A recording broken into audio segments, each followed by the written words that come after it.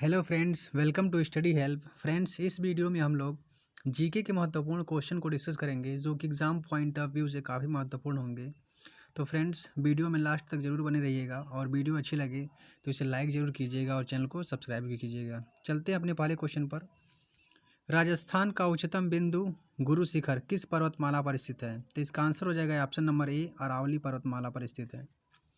अगला क्वेश्चन है आपका, किस अंतरिक्ष एजेंसी ने 2023 में अपना पहला मोबाइल रोबोट चंद्रमा पर भेजने की योजना की घोषणा की है?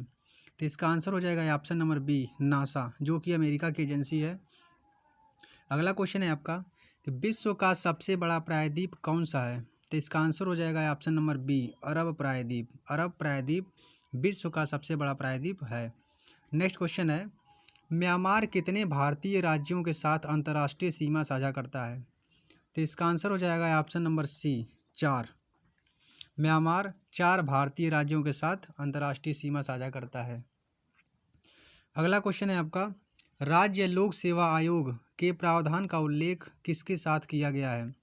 तो इसका आंसर हो जाएगा ऑप्शन नंबर बी, अनुच्छेद 315 से 323 के बीच राज्य लोक सेवा आयोग का प्रावधान किया गया है। इसी अनुच्छेद के अंतर्गत UPSC, union public service commission, संघ लोक सेवा आयोग का उल्लेख भी किया गया है।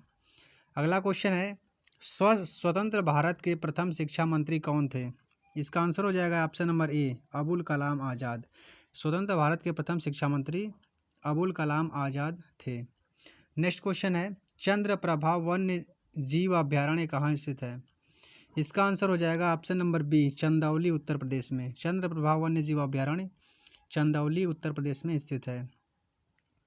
अगला क्वेश्चन है, निम्नलिखित में से कौन सा रोग विटामिन डी की कमी के कारण होता है? इसका आंसर हो जाएगा ऑप्शन नंबर ए, रिकेट्स, विटामिन डी की कमी के कारण होता है। अगला क्वेश्चन है, द ग्रेट इंडियन बस्टर्ड किस राज्य का राजकीय पक्षी है? इसका राइट आंसर हो जाएगा ऑप्शन नंबर डी, राजस्थान। अगला क्वेश्चन है, कैंसर और ट्यूमर के अध्ययन को क्या कहा जाता है? इसका आंसर हो जाएगा option number C, oncology.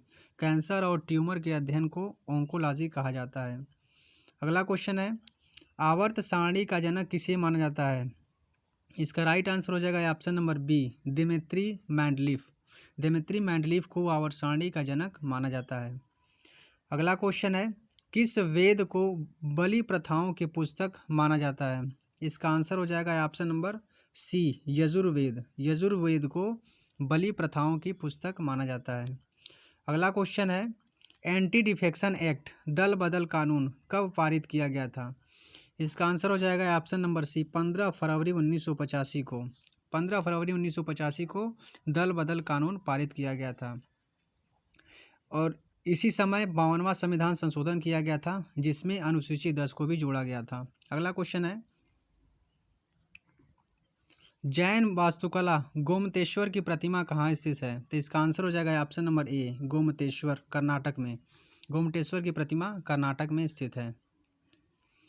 Next question है, बोरान, जर्मेनियम, एंटीमनी, आर्सेनिक आदि तत्वों को किस नाम से जाना जाता है? तो ये सभी तत्व उपधातु कहलाते हैं। तो इसका राइट आंसर हो जाएगा ऑप्शन नंबर सी, उपधातु।